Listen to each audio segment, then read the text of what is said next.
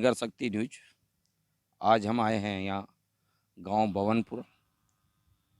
बात करते हैं, यहाँ कुछ किसान हैं जो चावल होता है, यहाँ बासमती की खेती है चावलों की। ये चावल कैसे निकाले जाते हैं, जो आपके पास तक पहुँचते हैं, कैसे बोए जाते हैं, इसके संदर्भ में हम किसानों से आज बात करेंगे कि उनको इसकी कितनी लागत इस ज़मीन में बोने के बाद आती है। क्या ये लोग ठेके पे लेते हैं, तो ठेके पे लेते हैं तो कितना इनको पेमेंट करना पड़ता हो ज़मीन मालिक को, और उसके बाद जो ये फसल उगाते हैं उसमें इनको कितनी बचत होती है। आइए बात करते हैं फार्मरों से। किसानों का बहुत बड़ा आंदोलन आपने देखा होगा आजकल दिल्ली सिंध बॉर्डर पर चल रहा है, और किसानों की मांग है कि हमें हमारे फसल के पूरे दाम हमें नहीं मिलते। आपका नाम? अमर सिंह जी। अच्छा, कहाँ के रहने वाले हो? बावनपुरा। भवनपुरा के। तो ये जो कैसे चावल का ये होता है कि हमारे दर्शकों को बताइए।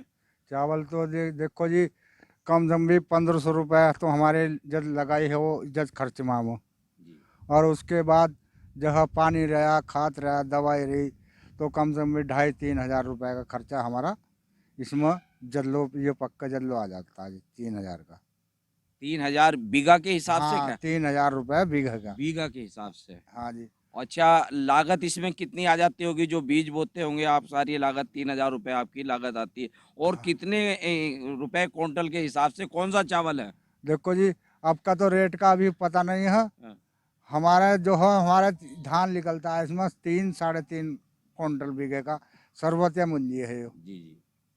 अच्छा, सर्वतीय मुंजी है। हाँ जी। और तो ये जमीन आपने जो ठेके पे ली है, तो ठेके पे कितना पेमेंट करना पड़ता है पर बीघे के हिसाब से आपको? अब हमें 6 माही में करना पड़ेगा 3500 रुपये बीघा का। हाँ। और जब हम गेहूं काटेंगे आधा जद करना पड़ेगा। अच्छा, आधा जब करना हाँ, पड़ेगा। मतलब उसका खर्चा देना हमें 12 का बिल का, तो हमें यो 7000 के लगभग जमीन पड़ रही है 1 बीघा। 1 बीघा। एक- इनका कहना है कि 7500 रुपये पर बीघा के हिसाब से इनका ठेके का जो लागत पड़ती है, और उसमें जब मार्केट में जब ये अपना चावल लेके जाएंगे, तो चावल इनका मार्केट में जाने के बाद वो क्या रेट मिलता है इनका, कि इनकी मजदूरी आती है नहीं आती है। इनका कहना है कभी कभी हमें नुकसान हो जाता है, और हम इधर उधर से लेके अपने घर के परिवार को, बच्चों को खाने का पोषण करते हैं। आपका नाम? बिशन। हाँ, बताइए क्या, कैसे, क्या कहना चाहते हैं आप? बस क्या कहना चाहते हैं, बस इसमें तो बस ये अपना खाना पूरी करनी पड़ती है, नहीं बचता कुछ है नहीं अपना। अच्छा। हाँ, अब इस टाइम मुंजी सारी ढही पड़ी है, सारा नाश हो गया। सब गिर गई, सारी हाँ, फसल सब गिर गिर गई। इनका कहना है कि सारी फसल जो है वो गिर गई है हवा से चल के, और मुंजी का इनका काफ़ी नाश हुआ है। आपका नाम? शौकिंदर कुमार। शौकिंदर कुमार जी। बताइए आप क्या कहना चाहते हैं, क्या बताना चाहते हैं?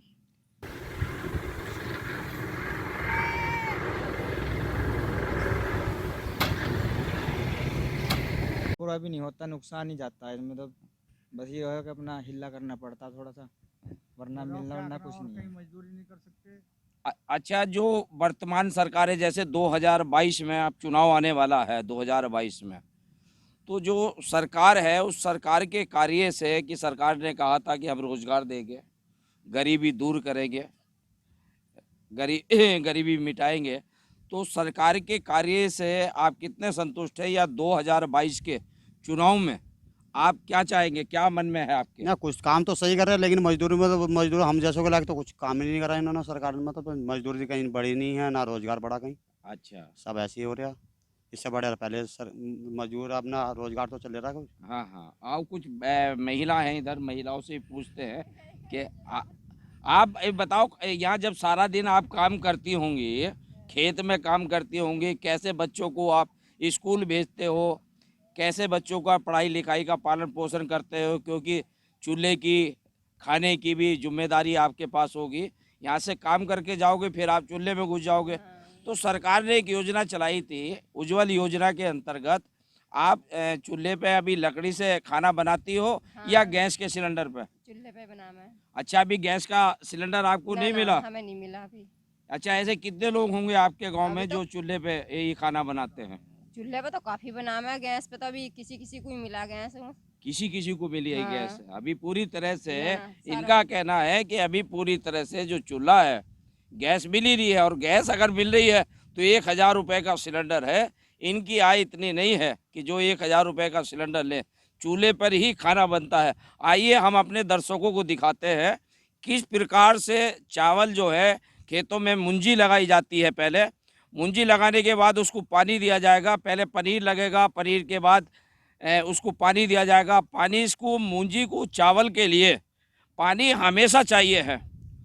और इस प्रकार से मैं कहूँगा अपने कैमरामैन से कि ये मुंजी के चावल जब ये काट देते हैं, जब ये हल्की सी सूख जाती है, तब ये एक आपने देखा होगा, हम दिखाएंगे सीन, कि फिर इसकी छिताई होती है कि सारे घर परिवार के लोग इस खेती के काम में घिरे हुए रहते हैं, लगते हैं, लेकिन फिर भी उनकी मजदूरी जो न्यूनतम उनको मजदूरी मिलनी चाहिए वो नहीं मिल पाती।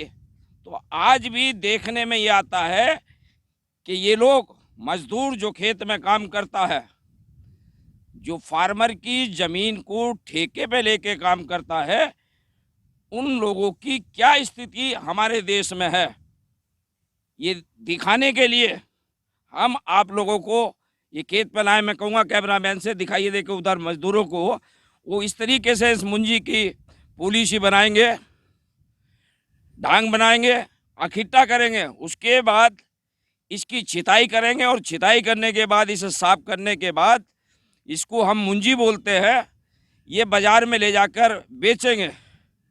जो बाज़ार में इनकी मार्केट के हिसाब से इसका रेट तय होगा, तो इनको ये संभावना नहीं है कि इसका रेट क्या होगा।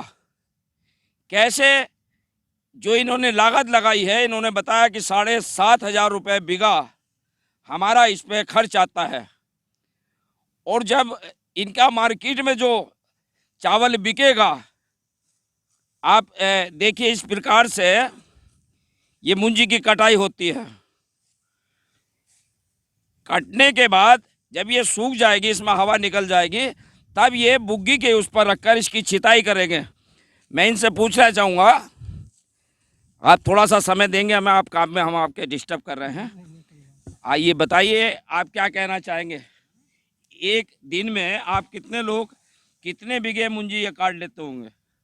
अब लगा लो जी, तुम कितने आदमी हो रहे हैं? ये 2 बीघे मुंजी है वो जी।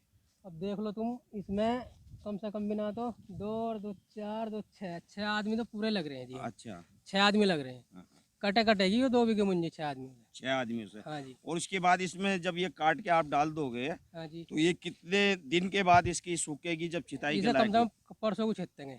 अच्छा, 3 दिन के बाद। हाँ, जरा बढ़िया हो जाएगी ये धूप से। अच्छा, जैसे सरकार ने कि ये पुराली वगैरह जो खेत में नहीं फूकनी चाहिए, हाँ, मेरे ख्याल से यहाँ तो फूकते नहीं है। ना जी ना, हम नहीं फूकते। अच्छा, हमें आप लोग अपने नहीं डंगरों के लिए नियारा हो जाए इसका। फूकते। तो आपको इसकी मजदूरी, इसकी आपको मालूम है इसका कितना रेट होगा चावलों का? अभी कुछ पता है? बजी अभी कोई पता नहीं, अभी कुछ पता अभी नहीं। कुछ पता नहीं। अच्छा, इधर ये, हाँ, आप कुछ कहना चाहोगी? जैसे आप यहाँ खेत में काम कर रही हो, आपके बच्चे स्कूल में पढ़ने जाएंगे, फिर आपको खाना भी बनाना होता होगा घर जाके,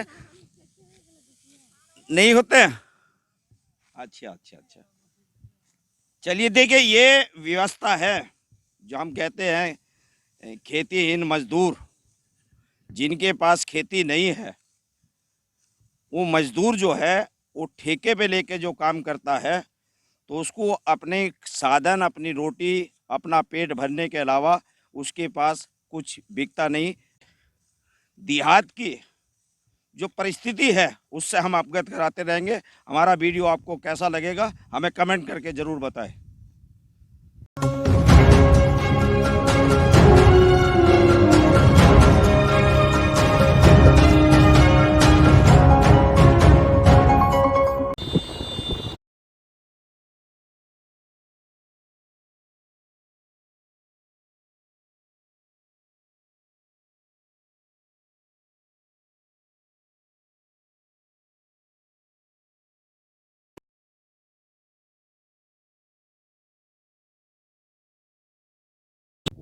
आज हम आए हैं विदुर कुटी, एक ऐतिहासिक स्थल पर। ये तपोभूमि है महात्मा विदुर जी की, जहाँ महात्मा विदुर जी हस्तिनापुर राज्य को छोड़कर महाभारत काल में आए थे, तो ये विदुर कुटी स्थान हम सब दर्शकों को पूरा एक एक चीज़ से अवगत कराएंगे। आपको हम सबसे पहले दिखाना चाहेंगे विदुर कुटी का वो स्थान जहाँ भगवान कृष्ण विदुर जी को मनाने के लिए यहाँ विदुर कुटी आश्रम पर विदुर जी से मिलने आए थे। कहते हैं कि दुर्योधन का 52 भोग को त्याग कर उन्होंने आकर यहाँ विदुर कुटी में विदुर जी से बथुए का साग खाया था। जो इतिहासक है, लिखा हुआ है, आपने देखा होगा, सुना होगा। लेकिन आज हम आपको वास्तविकता से दिखाते हैं कि उस शक्ति में कितनी ताकत थी कि ये बथुए का वही पेड़ है जहाँ विदुर जी ने भगवान कृष्ण जी को बथुए का साग खिलाया था।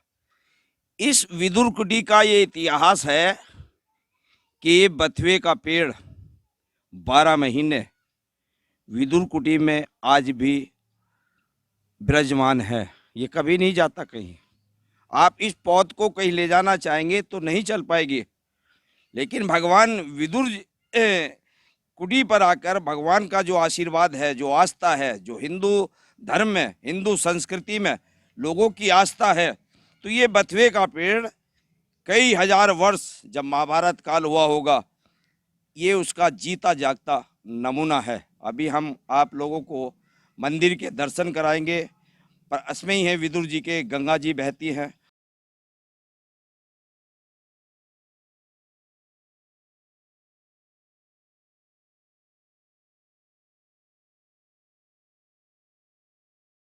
और इसके अगर हम सामने देखेंगे, बिल्कुल सामने, तो यहाँ ही पांडवों का हस्तिनापुर राजधानी हुआ करती थी, राज हुआ करता था, जो विदुर कुटी के गंगा जी के पार करके सामने बिल्कुल दिखाई देता है।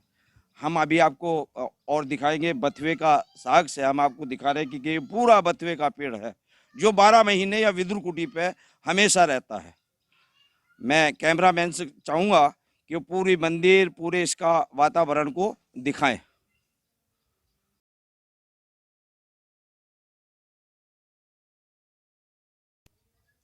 कितना प्यारा नज़ारा है।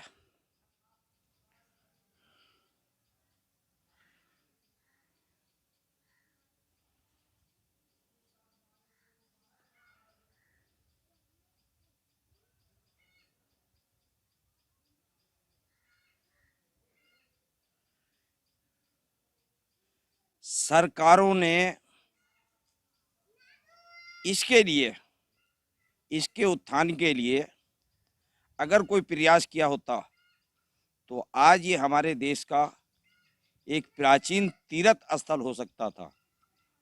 अभी कुछ समय पहले उत्तर प्रदेश की महामहिम राज्यपाल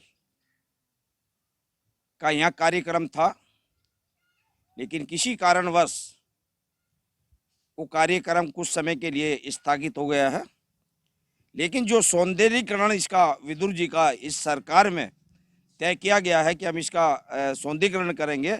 और अभी अभी जो सूचना मिली है कि बैराज से और आपके दारानगरगंज में PWD एक स्कीम पर काम कर रहा है, एक परियोजना पर काम कर रहा है कि गुब्बारे से हवा में यात्रा लोगों को, बिजनौर के तीर्थ यात्रियों को जो बैराज का पुल है, बैराज देखेंगे।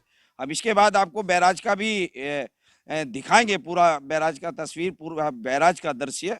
हमने कहा पहले आपको विदुर कुटी हम दिखाते हैं जहाँ विदुर जी ने भगवान कृष्ण जी को बथुए का साग खिलाया था। और यहाँ का प्रसिद्ध खाना है इस बिजनौर का चने का साग और बथुए की रोटी, ये प्रसिद्ध खाना है।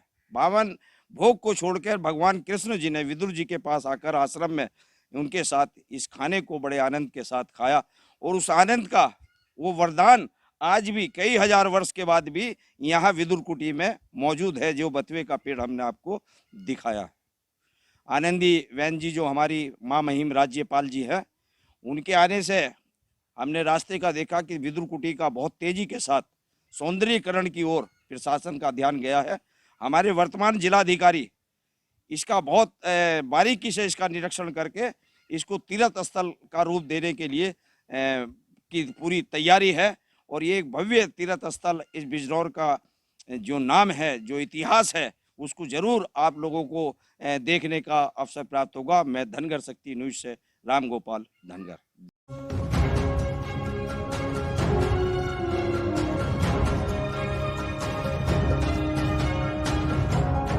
है कि देश के यशस्वी प्रधानमंत्री नरेंद्र मोदी केदारनाथ के कपाट बंद कराकर सुबह में पहुंचकर पूजा अर्चना की, जिसका लाइव टेलीकास्ट देखकर बिजनौर के भाजपा के तमाम कार्यकर्ताओं ने बिजनौर की तमाम शिव मंदिरों को दुल्हन की तरह सजाया। इसी श्रृंखला में भाजपा के पूर्व सांसद भारतेंद्र सिंह नजियाबाद के हरिद्वार मार्ग स्थित मोटा महादेव मंदिर पर पहुंचे और पूजा अर्चना की। पूर्व सांसद भारतेंद्र ने बताया कि माननीय प्रधानमंत्री जी द्वारा केदारनाथ में की जा रही पूजा को लेकर हमने भी बिजनौर के सभी मंदिरों में पूजा अर्चना कराई है। इस दौरान CDO Bijnor, SP city Parveen Ranjan, क्षेत्राधिकारी नजियाबाद व भाजपा के तमाम कार्यकर्ता मौजूद रहे। राजा भारतेंदु पूर्व सांसद नजीबाबाद ने बताया कि ये मोटा महादेव मंदिर बहुत ही प्राचीन मंदिर है। यहाँ पर जब भी हरिद्वार से लोग दूर दूर से आते हैं, सबसे पहले यहाँ गंगा जल चढ़ाते हैं। देखिए हमारे धनगर शक्ति संवाददाता नीरज पाल की यह रिपोर्ट। आइए देखते हैं राजा भारतेंदु सांसद बिजनौर ने क्या कहा।